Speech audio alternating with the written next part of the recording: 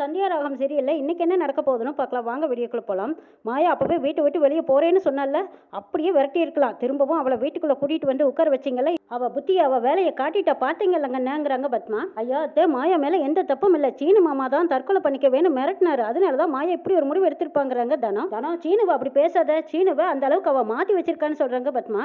ஆமாமா, அது மட்டும் இல்லை, மொத்த குடும்பத்தையும் அவ முட்டாளாக்கி வச்சிருக்கா அப்படிங்கிறாங்க பாட்டி. ரகு, நான் அப்பவே சொன்னேன்ல, கல்யாண பொறுப்பை அவகிட்ட கொடுக்காத. அவ சின்ன பொண்ணு. அவனால ஏற்கனவே நம்ம குடும்பத்துல நிறைய பிரச்சனைகள் வந்திருக்கு. அடுத்தடுத்து பிரச்சனைகள் வரும். வேண்டான்னு சொன்னேன், நீ கேட்டியா? என் பேச்சை கேட்கலையே நீ அப்படிங்கிறாங்க பாட்டி. அவ கல்யாணம் பண்ணிக்கலான்னு இத்தனை நாளா அவ வேலையை பார்த்துருக்காங்கிறாங்க. ஆமா, வீட்டுக்குள்ளேயே இருந்துக்கிட்டு கல்யாண வேலையை பார்க்குற மாதிரி நம்ம எல்லாத்தையும் நம்ப வச்சு கல்யாண நாள் நெருங்க நெருங்க நம்ம நினைச்சது நடக்காம போயிட்டா என்ன செய்யறதுன்னு என் புள்ள மனசை மாற்றி அப்படியே கூட்டிட்டு போயிட்டான்னு சொல்றாங்க பத்மா. இந்த விஷயம் மட்டும் வெளியில தெரிஞ்சா நம்ம குடும்பத்தை எப்படி மதிப்பாங்க? அதுவும் பசுமதி குடும்பத்துக்கு தெரிஞ்சது நம்ம தனாவோட வாழ்க்கை வீணா போச்சு. அவளோட கல்யாணமே நடக்காதுப்பா. இந்த சம்பந்தம் வேண்டான்னு வேற பசுமதி சொல்லிடுவானேங்கிறாங்க பாட்டி. இப்போ என்ன செய்ய போற சொல்லுப்பான்னு கேட்குறாங்க. எனக்கு யாரை நம்புறதுனே தெரியலமா. பொண்டாட்டி புள்ள எல்லாருமே என்கிட்ட உண்மையை மறைச்சிட்டாங்களே. மாயா இப்படி பண்ணினதுனால 2 குடும்பமும் பாதிச்சிருச்சு. அனி, உங்க தங்கச்சி பண்ணின தப்பால நீங்க பாதிச்சிங்களோ அதே மாதிரி இன்னைக்கு சாருவோட வாழ்க்கையும் பாதிக்க போகுது. நிச்சயதார்த்தம் நடந்து கல்யாணம் நின்று போனா அந்த பொண்ணை யார் கல்யாணம் பண்ணிக்குவா? இந்த குடும்பமே இனிமே கேவலத்திலயும் அவமானத்திலயும் தான் நிக்க போகுது. எங்க அக்காவோட சாபம் சும்மா விடுமா? குடும்பமே சேர்ந்து மாயாவை கரிச்சு கொட்டிட்டு இருக்கிறாங்க. ஜானகி அழுதிட்டு இருக்கிறாங்க. இங்க சாரு கிணத்து மேல நின்று அப்படி சலார்னு குதிச்சிடுறாங்க. ஐயோ, என் பொண்ணு கிணத்துல விழுந்துட்டாலேன்னு சத்தம் போட்டுட்டு இருக்கிறாங்க. சாரு கிணத்துல குதிச்சுட்டாங்க. குதிச்சதுக்கு அப்புறமா அங்கிருந்து ஒரு 2-3 பேர் கிணத்துக்குள்ள குதிக்கிறாங்க. குதிச்சு கட்டளை கட்டி சாருவை எப்படியோ மேலே தூக்கிடுறாங்க. மகாலிங்கம் பொண்ணு கூட பார்க்கல. உடனே ரகுராம் குடும்பத்துக்கு ஃபோன் பண்றாங்க. ஃபோன் பண்ணது, உன் பையன் என் பொண்ணை இப்படி கெடுத்து போட்டானே, உங்க குடும்பம் எல்லாம் நல்லா இருப்பீங்களா? இதெல்லாம் ஒரு குடும்பமா? அடத்தும் அப்படின்னு எல்லாம் காரி துப்பிட்டு இருக்கிறாங்க. மகாலிங்கம், என் பொண்ணுக்கு மட்டும் ஏதாவது ஒன்று ஆச்சுன்னா உன் குடும்பத்தை சும்மா விட மாட்டேன். உங்க அண்ணன் கிட்ட சொல்லுவே. உன் பையன் எவன் கூடயே ஓடிட்டா, என் பொண்ணு தற்கொலை பண்ணிக்கிட்டா, ஏதாவது ஒன்று ஆச்சு அப்புறம் இருக்கு உங்களுக்குன்னு சொல்லிட்டு போன வைக்கிறாங்க. மகாலிங்கம், ஐயோ என்னாச்சு என்னாச்சு சொல்லுங்க சொல்லுங்கன்னு பத்மாவும் பதறாங்க. சாரு கிணத்துல குதிச்சிட்டாலும் தற்கொலை பண்ணிக்க பார்த்துருக்கான்னு சொல்றாங்க. ஐயோ என்னாச்சுடி, அந்த பொண்ணு ஏன் இப்படி ஒரு முடிவு எடுத்தான்னு கேட்குறாங்க பாட்டி. ரகுராம் குடும்பத்துல எல்லாருமே பதறி போய் நெஞ்சா தலதலையை அடிச்சுக்கிட்டு அழுகுறாங்க. சாரு பேச்சு மூச்சு இல்லாம கிடக்குறாலுமே இந்த சீனி ஏன் தான் இப்படி பண்ணான்னு தெரியலையே, இப்படி பண்ணி தொலைச்சிட்டானே, எவ்வளவு ஆசாசியா சீனுவை கல்யாணம் பண்ணிக்கலாம்னு ஆசைப்பட்டா, இப்படி பண்ணிட்டாலேன்னு அழுகுறாங்க. ஜானகி, உன் தங்கச்சி பொண்ணு என்ன பண்ணிருக்கா பாத்தியா? இப்போ அவ அம்மா பண்ணின தப்ப அவளும் திரும்ப பண்ணி இப்ப சாருவோட உயிரியே வாங்க போறா பாரு இந்த மாயா. திரும்பவும் இந்த குடும்பத்துக்கு ஒரு பாவம் சாட்ட போகுது. இருந்துட்டேன்னு சொல்லிட்டு வீட்டுக்குள்ள வந்தவ இப்ப என்ன வேலை பார்த்துட்டா பாத்தீங்கல்ல. சாருவுக்கு மட்டும் ஏதாவது ஒன்று ஆயிடுச்சுன்னா அந்த குற்ற உணர்ச்சியிலேயே நம்ம குடும்பம் கூனி குறுகி தலை குனிஞ்சு நிற்கும். சாரு மெல்ல மெல்ல அப்படியே கண்ணு முழிச்சு பார்க்குறாங்க. அதுக்கப்புறம் தான் எல்லாருமே பார்த்துட்டு உயிர் வந்த மாதிரி அப்பாடா அப்படின்னு பெருமூச்சு விட்டுட்டு அங்கேருந்தவங்க எல்லாரும் போயிடுறாங்க. தேனு மட்டும் கத்தி கதறாங்க. ஏண்டி சாரு, ஏன் இப்படி பண்ணன? கொஞ்ச நேரத்தில் எங்கள் எல்லாத்தையும் பதற வச்சுட்டியே, எங்கள் தலையில இடியை தூக்கி போட்டுட்டு போக பார்த்தியே, ஏண்டா சாரு இப்படி பண்ணினேன்னு மகாலிங்கம் கேட்குறாங்க. ஏப்பா, நான் ஆசைப்பட்டதெல்லாம் எதுவுமே கிடைக்காதா? நான் அந்த வீட்டுக்கு மருமகளா போறேன், நீக்கு பொண்டாட்டியா வாழ போறேன்னு இப்படி நான் கண்ட கனவெல்லாம் பாலா போச்சேப்பா. இனிமேலும் நான் இருந்து என்னப்பா பண்ண போறேன்? நான் எதுக்கு வாழணும்னு அழுகுறாங்க சாரு. ஏமா, சீனு கிடைக்கலன்னா அதுக்காக நீ உயிர் விட்டுருவியா? இந்த அப்பா அம்மாவை பற்றி நீ கொஞ்சமாச்சு யோசிச்சு பார்த்தியான்னு கேட்குறாங்க மகாலிங்கம். அப்பா, மாயா நினச்சதை சாதிச்சிட்டாலே நான் எப்படி பண்ணி வாழ போகிறேன்? இந்த நிலைமைக்கு உன்னை ஆளாக்கணவங்க தான் அனுபவிக்கணும். உன்னை இந்த நிலைமைக்கு கொண்டு வந்துட்டாங்கல்ல, அவங்கள நான் சும்மா விட மாட்டேன் கண்ணு. நாம இனிமே அவங்கள என்னங்க பண்ண முடியும்? சீனு தான் ஓடி போயிட்டானுங்கிறாங்க.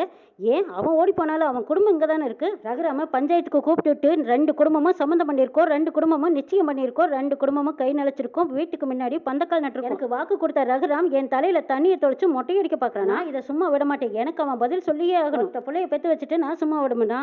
அந்த ரகுராம நான் சும்மா விட மாட்டேன். ஊரை கூப்பிட்டு பஞ்சாயத்துல நிறுத்தி அவன் எனக்கு இதுக்கு பதில் சொல்லி ஆகணும். அவனும் அவமானத்துல கூனி குருவி சாகணும். இது நடக்கும். கண்டிப்பா நான் நடத்தி கட்டுறேன். மகாலிங்கம் சொன்ன மாதிரியே பஞ்சாயத்தை கூட்டிட்டாங்க. என்னப்பா, பஞ்சாயத்தை கூட்டிட்டு பேசாம அமைதியா இருந்தா என்ன சொல்லணுமோ அதை சொல்லணும்னு கேக்குறாங்க. நான் என்னத்த சொல்லிட்டு நானும் இந்த ஊருக்குள்ள எவ்வளவு கௌரவமா இருந்தேன். இன்னைக்கு என்னோட மானம் மரியாதை எல்லாம் போச்சு.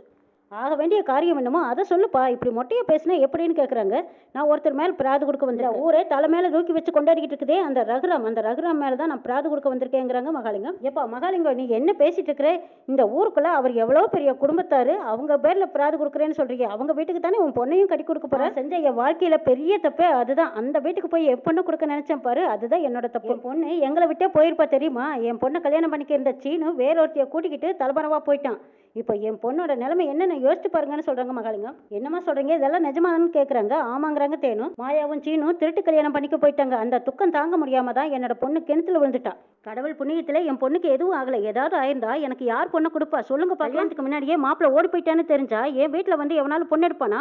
சீனு தம்பியா அப்படி பண்ணுச்சு, யாருனாலையும் நம்பவே முடியலைன்னு பஞ்சாயத்துல பேசிக்கிறாங்க. இங்க பாருங்க, நான் கேட்ட கேள்விக்கு எல்லாமே இந்த ரகுராம் வந்து பதில் சொல்லியே ஆகணும். நான் ரகுராம் மேல பிராது கொடுக்குறேங்கிறாங்க மகாலிங்கம். எப்ப லிங்கம் நல்லா யோசிச்சு பேசு. சீனு பண்ண தப்புக்கு ரகுராம் என்ன பண்ணுவாரு? அவரு தான் பொண்ணுன்னு சொல்லி மாயாவை கோயில்ல வச்சு தத்து எடுத்தாருல்ல, இன்னைக்கு அந்த பொண்ணை தானே சீனு கூட்டிட்டு ஓடினானா இல்லை இவரே அனுப்பி வச்சாரான்னு எனக்கு தெரியாது. என் பொண்ணோட நிலைமைக்கு அவன் தான் காரணம். என் பொண்ணை இந்த நிலைமைக்கு கொண்டு வந்து நிறுத்திட்டாங்கல்ல, அது மொத்த குடும்பத்தையும் நான் அந்த சபையில் கொண்டு வந்து நிறுத்தாமல் விட மாட்டேன். பஞ்சாயத்துக்கு முன்னாடி வந்து நின்று அவங்க கருத்தையும் தீர்ப்பையும் சொல்லியே ஆகணும். என்னையா எதுவும் பேசாமல் அமைதியாக நிற்கிறீங்க? என்னாச்சு? பெரிய மனுஷங்க அத்தனை பேரும் அமைதியாக இருக்கீங்க. உங்கள் தலைவர் தப்பு பண்ணனா எல்லாரும் அமைதியாக இருந்துக்குவீங்களா? பஞ்சாயத்துங்கிறது எல்லாத்துக்கும் பொதுவானதானே. பஞ்சாயத்து தலைவர் என்ன வானத்துல இருந்தா குதிச்சாரு? அவர் தப்பு பண்ணனா விசாரிக்க மாட்டீங்களா என்ன? இங்க பாருங்க, இங்க எனக்கு நியாயம் கிடைக்கணும் தான் நான் எல்லாத்தையும் கூப்பிட்டு வச்சு பேசிட்டு இருக்கிறேன். ஊருக்கே தீர்ப்பு சொன்ன அந்த நியாயத்தை என் பொண்ணுக்கு இங்கே வந்து பதில் சொல்லியே ஆகணுங்கிறாங்க மகாலிங்கம். ரகுராம் குடும்பத்தில் பார்வதி அழுதுகிட்டே இருக்கிறாங்க. பார்வதி அழாதேங்கிறாங்க.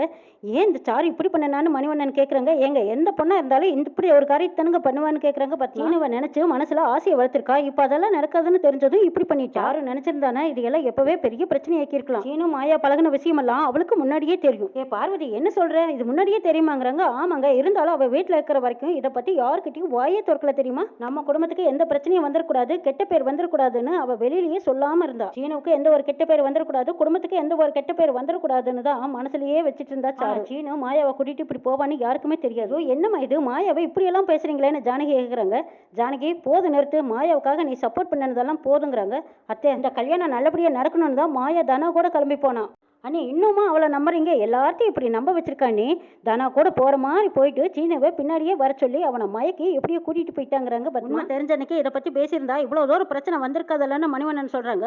ஆமாங்க, உண்மை தெரிஞ்சன்னைக்கே இந்த மாயாவை வீட்டை விட்டு வெளியே விரட்டி இருக்கணுங்கிறாங்க பத்மா. அண்ணியோட பேச்சு கேட்டு அமைதியா இருந்தனால அதுதான் என்னோட தப்புங்கிறாங்க பத்மா. இங்க பாருங்க, இனிமே மாயாவை பத்தி பேசி எதுவும் ஆக போறதில்ல. முதல்ல சாருவுக்கு இப்படி ஆயிடுச்சேன்னு முதல்ல அவங்கள விசாரிங்கன்னு சொல்றாங்க சிவராமன். பார்வதி இங்க பேசி எதுவும் ஆக போறதில்ல, வா 2 பேரும் போய் பார்த்துட்டு வரலான்னு சிவராமன் கூப்பிடுறாங்க.